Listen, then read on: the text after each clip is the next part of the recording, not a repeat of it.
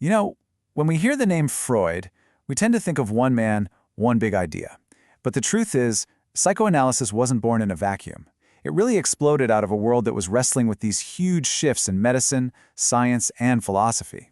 So let's dive into the story of not just a new therapy, but a totally radical new way of seeing ourselves that all started with a single baffling question. I mean, think about that.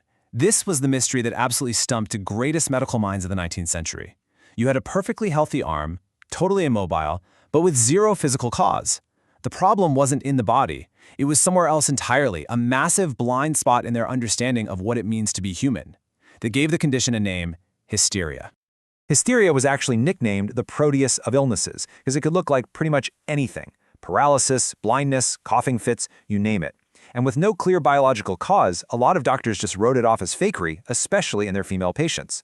So this wasn't just some medical puzzle, it was a real crisis that showed the absolute limits of a science that had no room for the mind. To really get why this was such a revolution, we have to kind of picture the world before it. And this was a world that didn't really have a science of psychology. The mind? It was seen as secondary, a ghost in the machine of the body. And the high priest of this view, the main guy, was Jean-Martin Charcot. This was probably the most famous physician in all of Europe. A super strict positivist who believed every single mental event was just a byproduct of brain activity. To him, the mind had no power of its own. It was just froth. But, and this is the ironic part, Charcot's own work was about to completely sink his own worldview. Right here, Charcot was forced to confront the total failure of his own ideas. In his hypnosis experiments, he discovered he could literally suggest a paralysis to a patient, and it would appear. An idea, just a thought, was directly causing a physical symptom. The old dogma just crumbled. Causality was no longer a one-way street from body to mind. And to explain what he was seeing, Charcot, the very man who thought psychology was total nonsense, suddenly needed a psychology. And this is where a young doctor from Vienna named Sigmund Freud enters the story. But here's the thing. Freud wasn't some lone inventor. He was a brilliant synthesizer who saw the connections that everybody else was missing. He was weaving together these threads from neurology, philosophy, and clinical practice into a whole new science of our inner world. So Freud built his theories step by step. He started with Charcot's idea that some kind of physical trauma could cause a neurosis. Then he brought in a key insight from his colleague, Joseph Breuer, that just talking about a traumatic memory could actually make the symptoms disappear. But Freud took that final revolutionary leap. He asked, what if the trauma wasn't an external event at all? What if it was an internal battle happening inside the mind itself? And this right here was his core innovation. The most important struggles, Freud proposed, are intrapsychic. They're fought between our own competing wishes and urges and the mental defenses we build up to keep them hidden.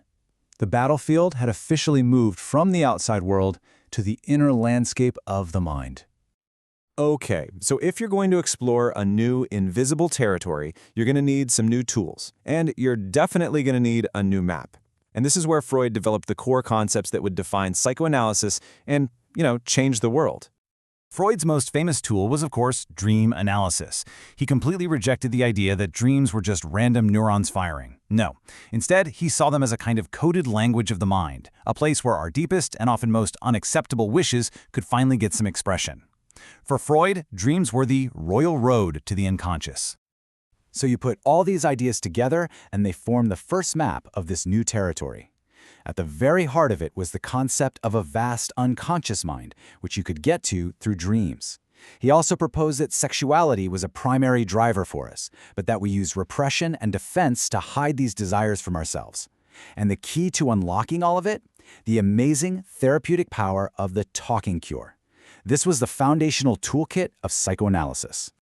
Now, an idea this radical couldn't stay in one man's office for very long. It just caught fire. It spread all across Europe and America, and it transformed from a clinical theory into a full-blown international intellectual movement. And you can just trace how this whole thing exploded and then fractured. The growth was incredible. It starts with just a single paper in 1893, then it grows to a small society meeting in Freud's apartment by 1902, and by 1910 it's an international association. But almost as soon as it was unified, it began to splinter. In 1911, Alfred Adler breaks away. Then just 2 years later, Carl Jung, who Freud himself had called the Crown Prince, he was gone too. And look, These weren't just polite academic disagreements. This was a civil war over the fundamental nature of the human mind. The very ideas that created the movement were now the source of its most bitter conflicts. This table really sums up the core conflict. What is our primary drive? Is it psychosexual, like Freud insisted?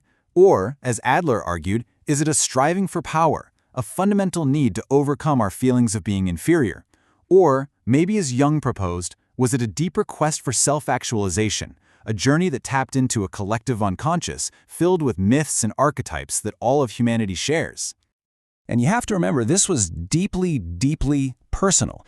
These weren't just intellectual debates. They were seen as betrayals. The language they used was literally that of a father, Freud, and his rebellious sons who had turned their backs on him.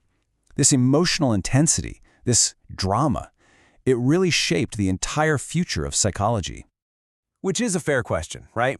You might be thinking, these thinkers are long gone, their theories have been debated and revised 1,000 times. Why should we care about their intellectual battles today? Well, because the shockwaves of that revolution completely reshaped our world. The legacy is literally all around us. It's in the very language we use every day. Freudian slip, ego, repression. It's the foundation for pretty much all modern talk therapy. Its influence is stamped all over 20th century culture, from surrealist art to Hitchcock films. But more than anything, it gave us a new story about ourselves, one where we aren't just rational beings, but are also driven by these deep, powerful, and often irrational unconscious forces. And that leaves us with one final, pretty provocative thought. The ancient goal was to know thyself, and Freud dedicated his life to that idea. But what his revolution ultimately revealed was a mind that actively works against being known, that builds up defenses to protect us from the very truths we're looking for. So the ultimate question psychoanalysis leaves us with is this: can we ever truly bear to know ourselves completely?